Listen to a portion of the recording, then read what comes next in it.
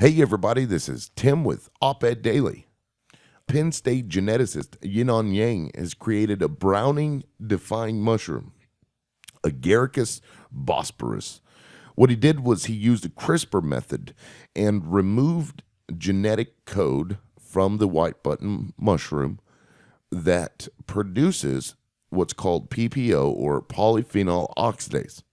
So the polyphenol oxidase is actually responsible for creating the pigmentation that we see that vegetables and stuff brown over time. These mushrooms will be they'll have a longer shelf life, up to 30% longer, in fact. There's a lot of controversy behind the genetic modification of these white button mushrooms because the USDA has said, we're not going to regulate that because it's not transgenically modified. And when I say transgenically modified, I mean taking genes from one thing and putting it into another. That's transgeneticism. In this case, they simply removed a genetic code. Now, some people are saying, well, there's nothing wrong with that. And some people, like myself, are saying, whoa, let's hold off on that because we don't know. Now, if you look at polyphenol oxidase and the role that it plays within plants, there is cause for concern, and people should be concerned. I'm not saying everybody needs to run scared in the street saying, oh my God, we're all going to die. But let's look at what PPO actually does.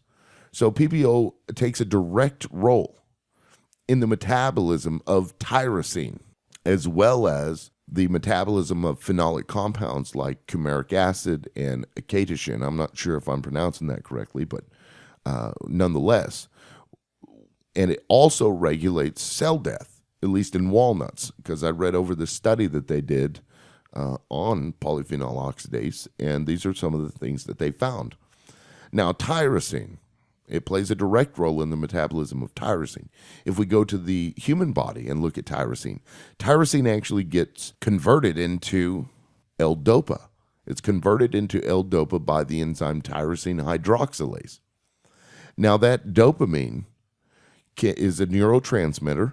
Dopamine can also be converted into things like norepinephrine and epinephrine, which is noradrenaline and adrenaline. So it isn't just as simple as, they just removed genetic code. No, you have to actually look at everything that is changed there, because there are some things that plant is going to require in order to maintain its own homeostasis, because that's our body's function, and the plant's function is to maintain homeostasis.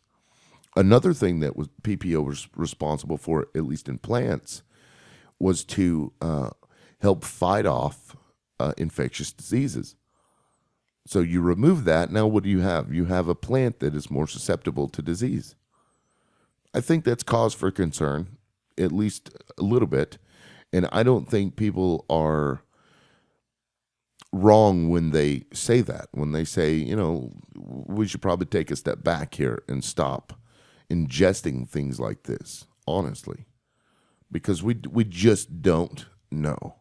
And it really doesn't matter how much research you do, you probably can't know, because we're seeing a lot of autoimmune diseases coming out.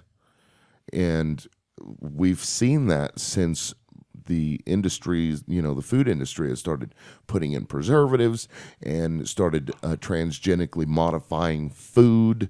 The GMO crops, we're seeing, there's no proof of correlation between these two things, but there is cause for concern.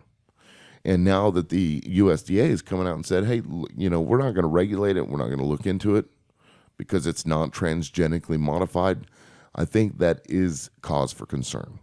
So I just wanted to let you guys know. You probably won't know if the white button mushrooms you're buying on the store shelf have been genetically modified or not. You probably will not know.